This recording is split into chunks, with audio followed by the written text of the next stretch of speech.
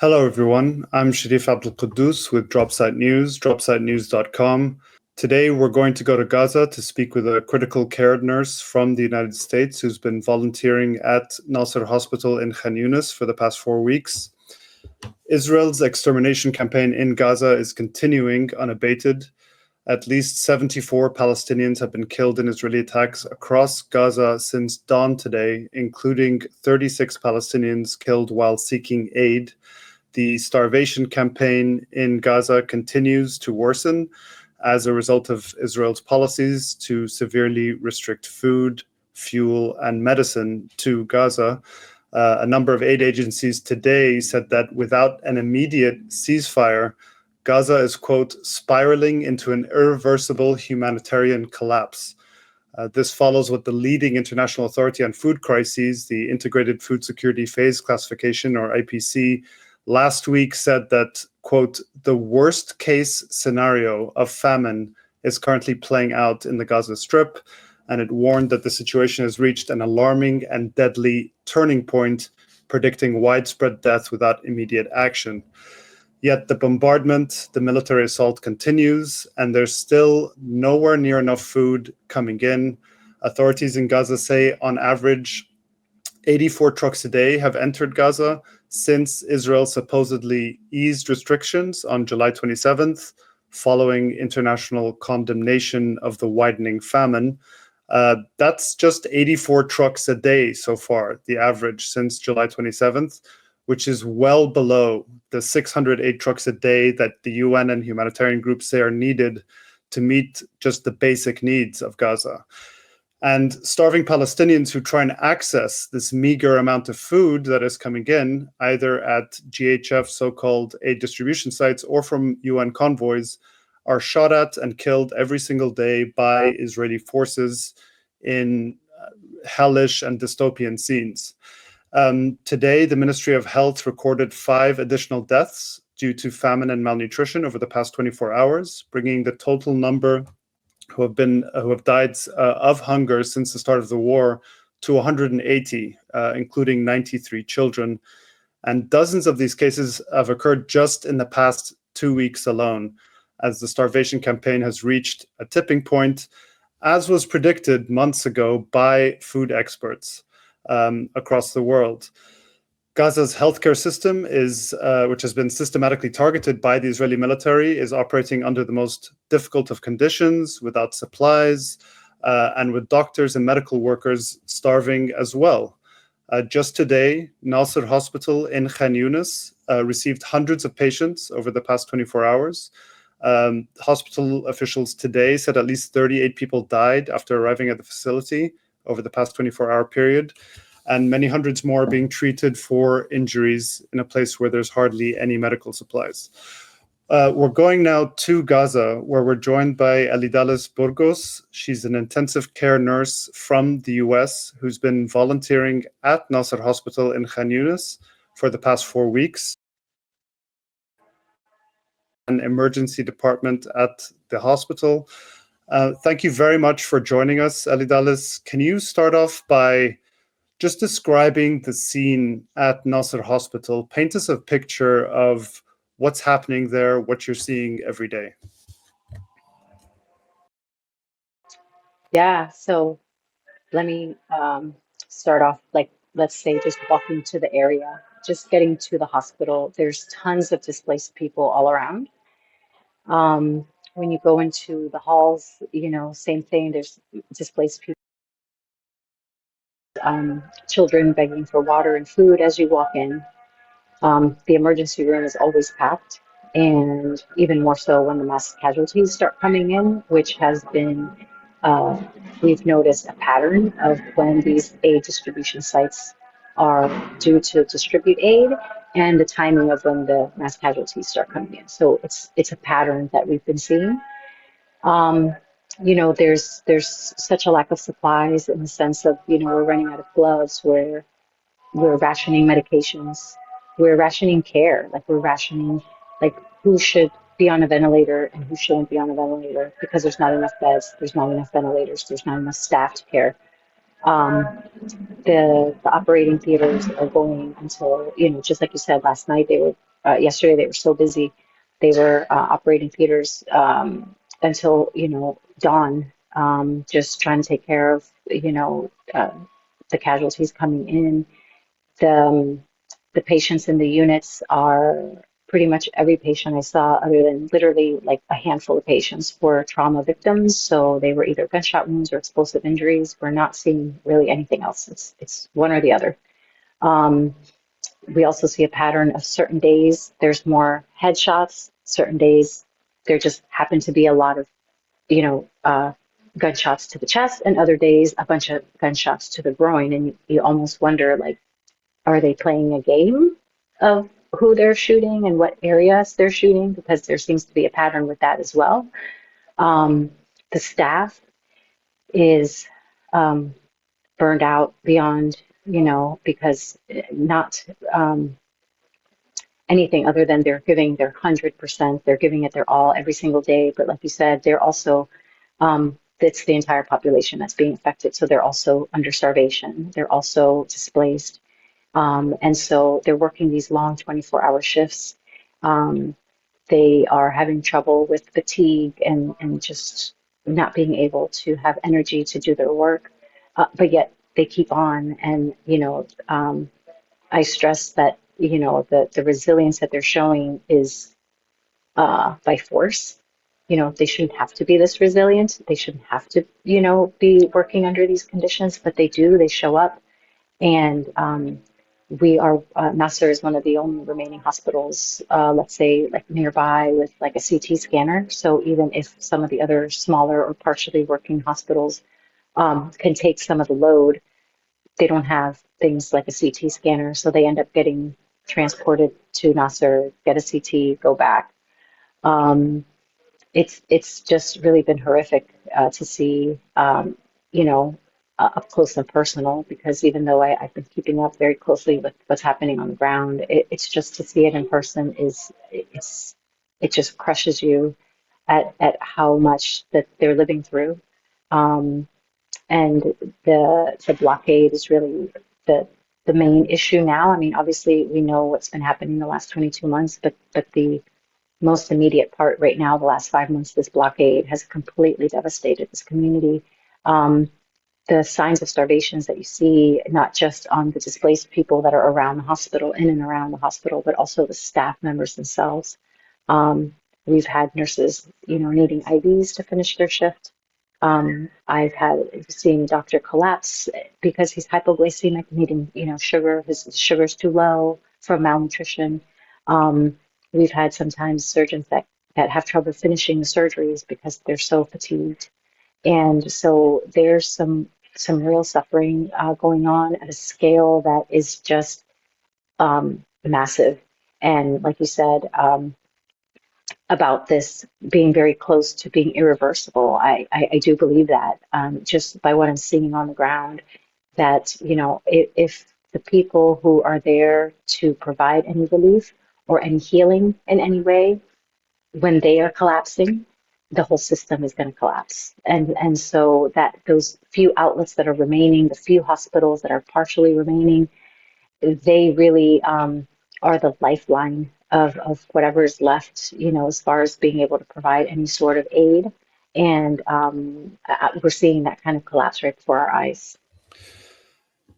So you're seeing every day an influx of patients after the GHF, opens or so-called opens for aid distribution. Then right after you see this influx of patients, can you describe what kinds of injuries you're seeing, and do the patients tell you about what the scene is there, how they were shot, and what it's like approaching these areas?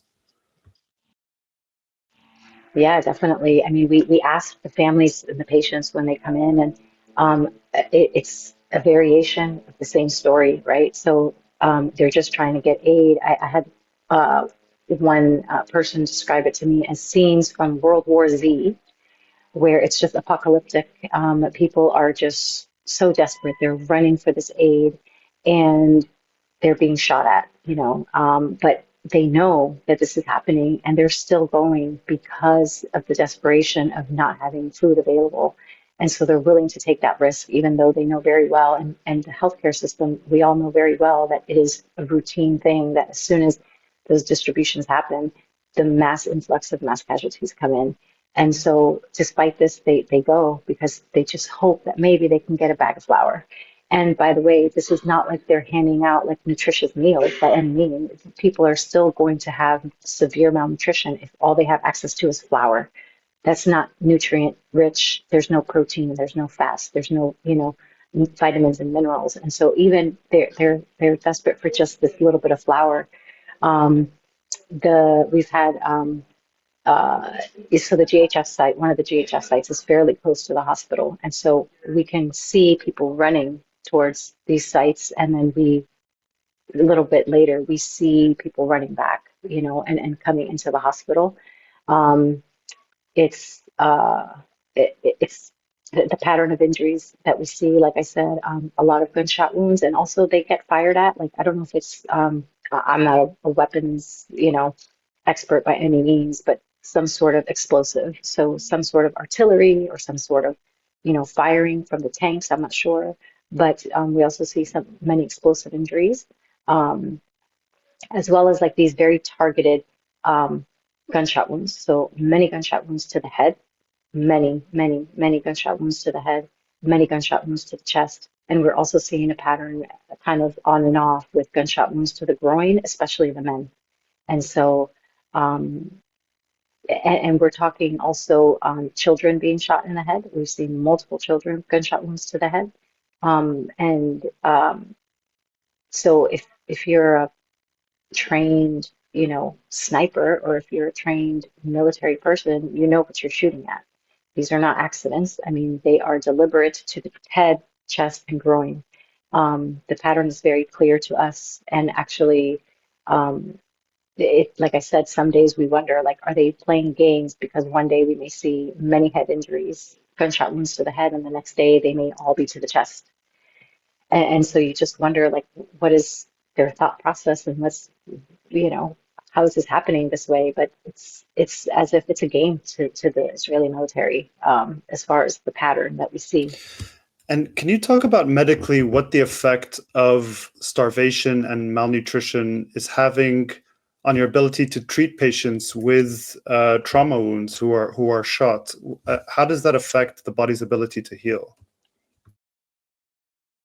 Absolutely. It's so, even if you don't have to be a medical provider, but people know that nutrition is important for any kind of healing, and especially protein.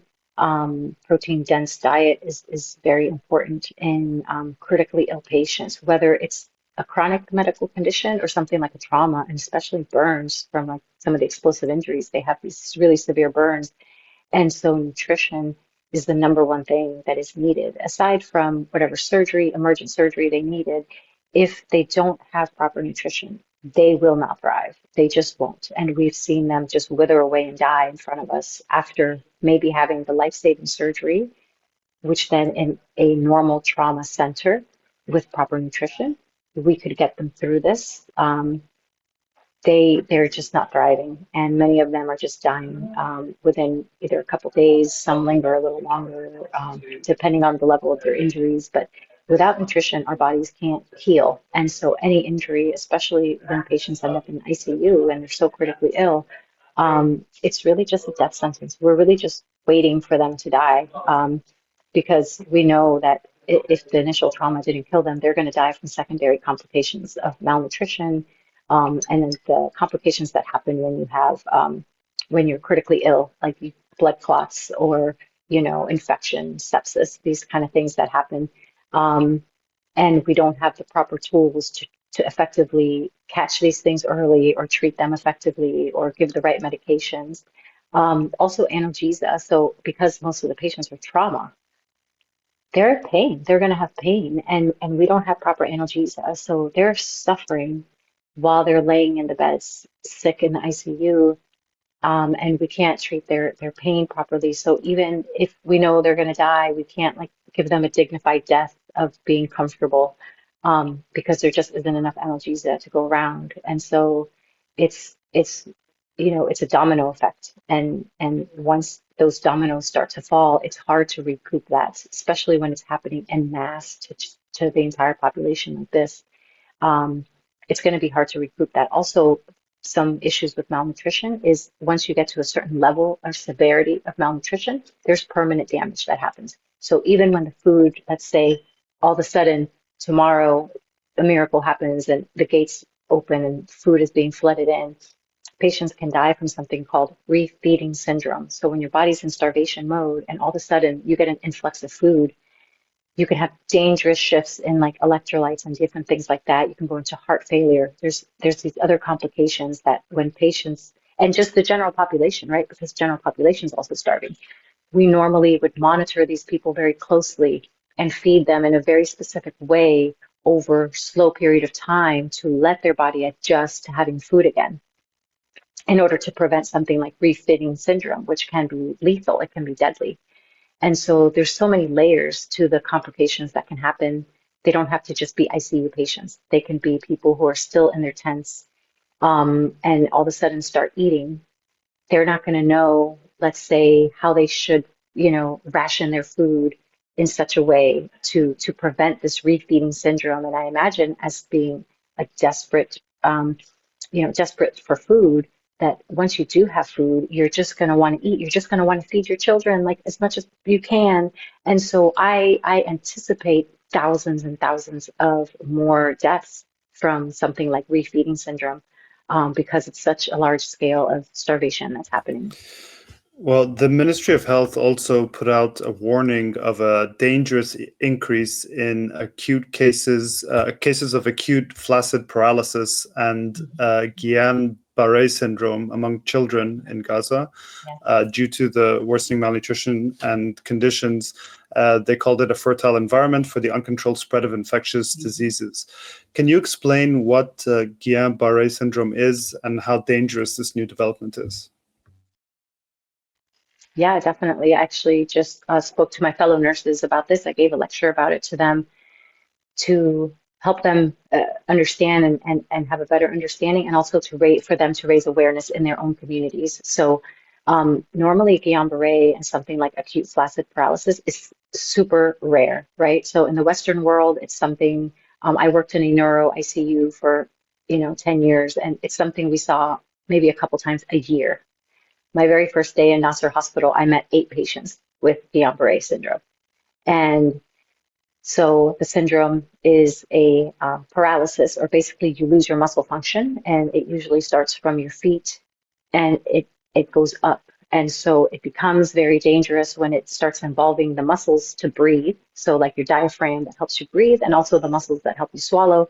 So these patients, once it gets to that point, they require intensive care, usually on mechanical ventilators to help them breathe. The cause of Guillain-Barré, it's not fully understood, but it's known that it usually happens after some sort of infection, whether it's bacterial or viral infection. This can be something like gastroenteritis, which is rampant in the area right now because of poor hygiene situation due to the destruction that has happened, as well as a toxic environment, right? So think of all the bombs that have dropped on Gaza. The environment itself is toxic, the soil, the air pollution, all these things are toxic. And the starvation component added to that also makes it so that their immune systems are already, struggling, their immune systems are impaired. And so it is the fertile breeding ground for a condition like this to happen. The other part of it is that the treatments that we can offer, there's no cure for this. You let it run its course usually, and most of the time patients can recover. But the treatment that we do is something called plasmapheresis, which is basically you run the blood through a filter, through like kind of like a dialysis machine, a little bit different, but it helps clean the antibodies out of your body to try to either slow down the process of this paralysis that's happening, or at least slow it down so it doesn't progress further. The added problem to that is that we can't offer this treatment widely the way we're supposed to, right? So the best outcomes happen if you can provide this treatment within 7 days of them having the symptoms of losing their muscle tone or paralysis. And so the filters are just not available. The equipment is just not there. And we have not been able to provide this treatment for the patients who need it. We've done it here and there to a few patients because a few filters have been able to trickle in, but not to the scale that is needed and not in the timely manner that it needs to happen. And so, for instance, I have one gentleman who is sitting in the ICU now for almost the entire time I've been there. I think he's on his fourth week. Um, of being in the ICU, and he was not able to get this plasmapheresis treatment. And because of that, he has not recovered any use of his body. He is completely, basically paralyzed. And because of the lack of malnutrition, I don't suspect that he'll be able to recover the function of his muscles. He has been dependent on a ventilator for the whole month, that I've been here. And so these can be life-threatening. Also, in the case that even with a perfect world and you get the treatment right away, there is still some cases that can develop. They can have a heart attack, a pulmonary embolism, a blood clot in the lung. They can die from that. There's different complications that can happen even with the treatment. And so the ground in Gaza right now, it is fertile ground for this to continue to rise. I anticipate that more and more cases will continue to rise. And I also anticipate that there's been cases that have not been diagnosed. I've had colleagues tell me of some symptoms that were really sounded like this was a acute flaccid paralysis or a Guillain-Barré syndrome, but they were just treated with some IV fluids in the emergency department because they had had gastroenteritis like the week before, and then sent home, and then they die because of either respiratory failure or something like that. And so I imagine that there's many more cases that have not been diagnosed properly just because the hospital right now is so overwhelmed with trauma cases that it's difficult to triage and treat these medical cases as well.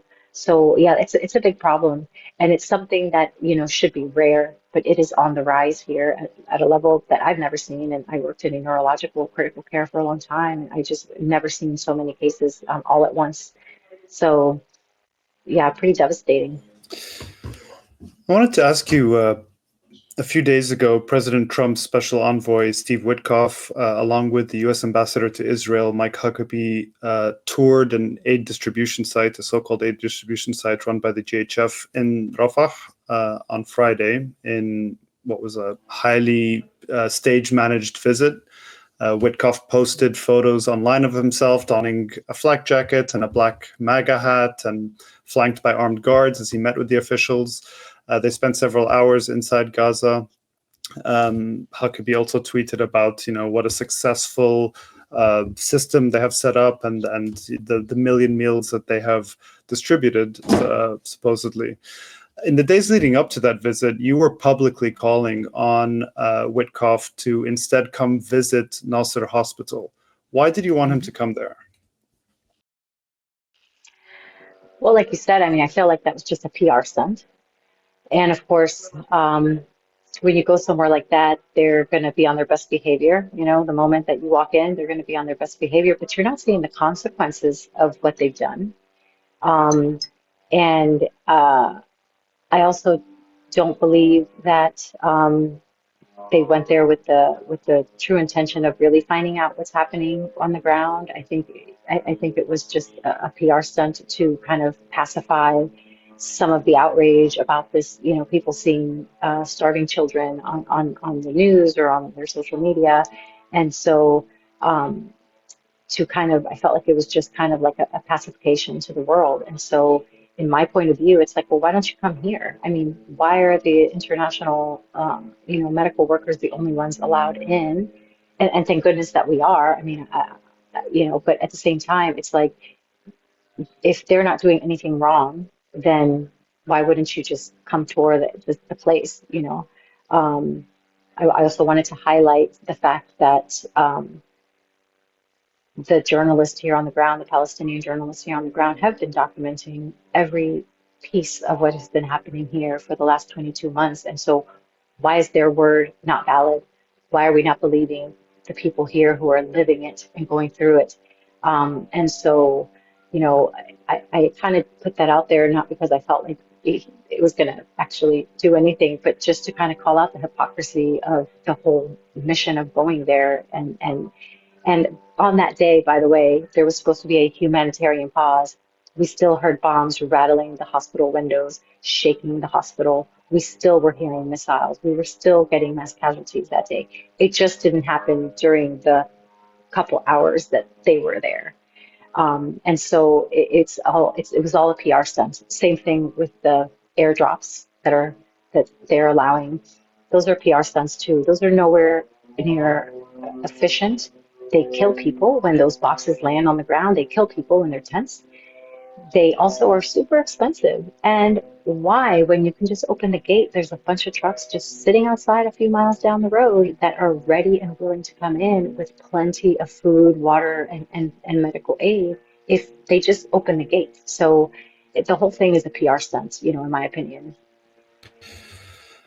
Well, speaking about doctors, volunteer doctors going to Gaza, how difficult is it for an international volunteer doctor such as yourself to get in? How did you get into Gaza?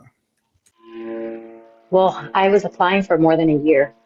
So I was applying with every organization I could find. It was very difficult. So it was really, really difficult. And even once I um, was told that I could go, like with Leah and all of these things, it's still really up to the Israeli military on who they allow in. So you don't find out if you are accepted to go in until midnight, the night before. So you still make all the arrangements, you still fly out there, you still do all these things, and at the last minute they can just be like, no, you're not coming in. And that's it, bottom line. Like there's no rhyme or reason, there's no rationale, they don't tell you a why, they don't say something, let's just try again later. Like there's it's just a yes or no, and you won't know until the night before. And so this is all also um, the control factor, that the Israeli military is enforcing here. Um, the anxiety provoking, like not knowing, do I get in, do I not get in? All these things are also part of the big picture of this genocide that's happening. But yeah, it's very difficult to get my way in here. I tried for a long time. What are you allowed to bring in with you? One suitcase and one backpack. And so with that, you try to, bring in as much as you think could help others. But they throw away blood pressure medication stuff. They'll throw away diabetic supplies, like if you try to bring in certain glucose monitoring things. You can't bring, like baby formula has been thrown out multiple times. Multiple delegates have been like, all I had was baby formula, and they threw it away. Um, and so it's really just whatever they feel like that day to throw away. But they are, it's just, again, there's no standard, there's no protocol. It's just whatever they feel like doing that day and whatever harm they feel like causing that day. But we're told that whatever we bring has to be for personal use only. So technically, we're not allowed to bring any, not that we could bring in like a sufficient amount of supplies regardless, but even the little trickle that maybe we try to get in, they very much restrict what we bring. And so um, my thought process or my counter to that is like, well, how are we a threat? Like we're not armed. Like we're just coming in with baby formula and maybe some diabetic supplies, and like that's a threat to you. Like why are you throwing that away? And it only speaks to the fact that they only wish to cause death and destruction. Like there's no other reason why you would throw away baby formula when there's children starving. There's no other reason why you would throw away diabetic supplies when there could, we know that there's people suffering of chronic illnesses.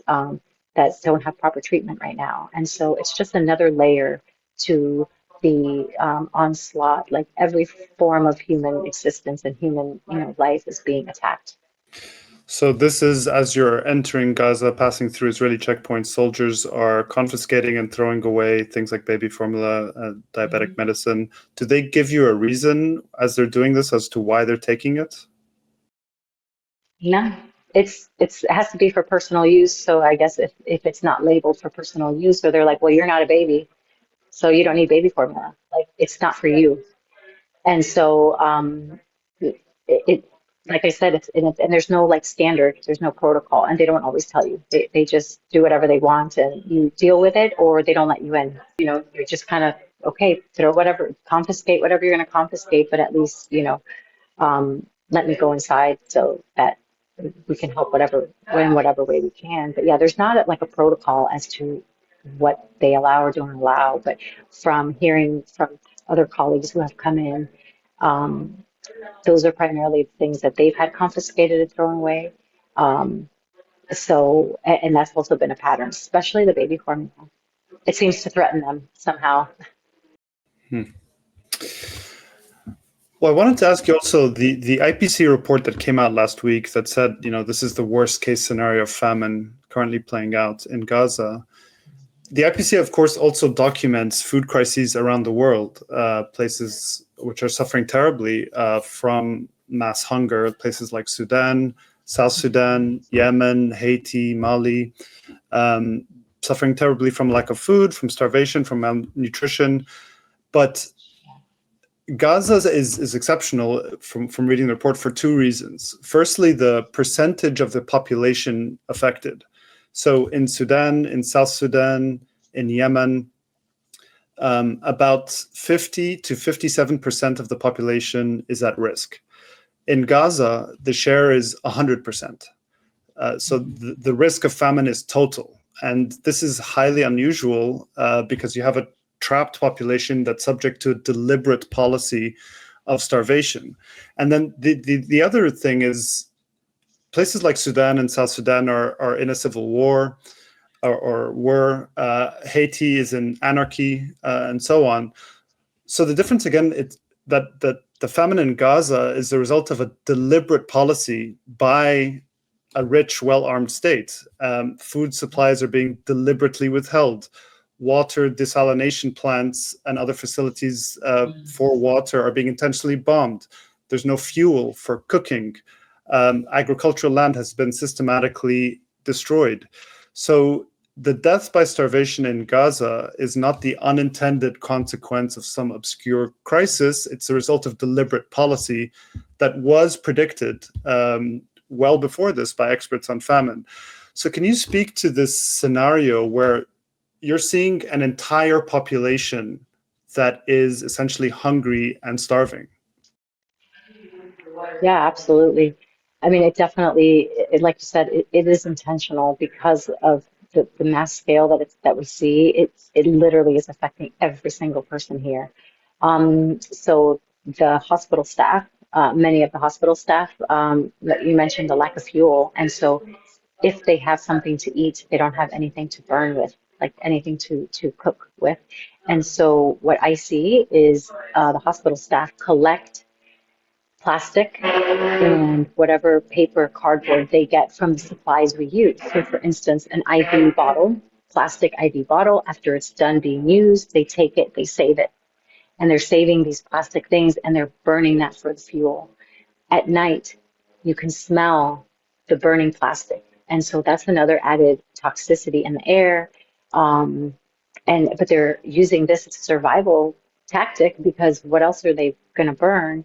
Like you said, the agricultural lands are being attacked. Trees have been, bulldozed.